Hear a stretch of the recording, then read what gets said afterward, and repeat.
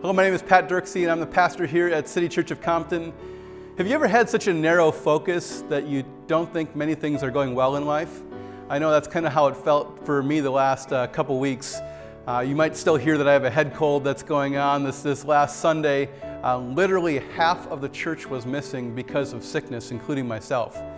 And also had an accident that happened with my son yesterday. Don't worry, he's okay, but he did fall on his face, and it just feels like all these things are starting to fall apart. Last month we sold our van as the transmission went out on it, and it's been a one problem after the next with that vehicle.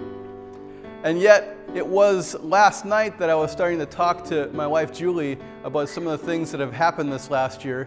And we realized there are so many things to be thankful for and so many amazing things that have happened this past year. But it wasn't until we paused and had a longer view of this last year that we got to see some of that. And so I just want to highlight a few of those for you at the end of this year. And one was Business as Mission. This last year, Business as Mission, we did a class for 15 small business owners who got to learn the nuts and bolts of running a small business. In addition to that, we had 10 small businesses that received a grant of some kind to get the next tool to bring their business to the next level. And then we had mentorship that would begin to go with each one of these small businesses for them to continue to grow and have a relationship with someone who has already had success. And so we're grateful for how a city is being lifted by jobs coming to an area. Just want to highlight a couple of those Compton Proud Studios run by Arnaldo Escobar.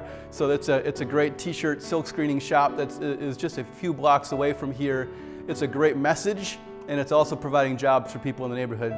City Catering, which is run by myself and Travoy, is giving jobs to people in our neighborhood. It's providing work for Travoy and myself, and it's also providing what we believe is a good service to many people in the area.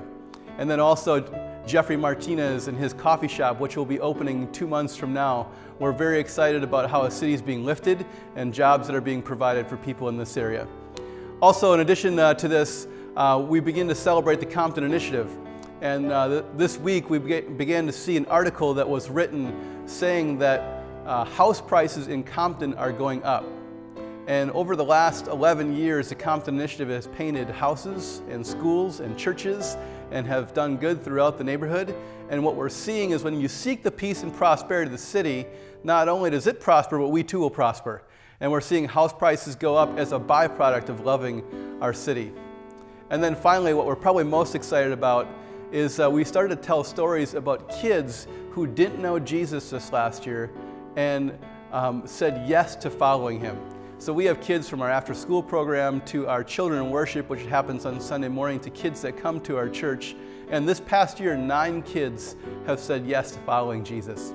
In addition to that, we have 5 adults who said yes to following Jesus and surrendered their life to him. And we're excited to see how they're on a new trajectory for not only themselves, but their family.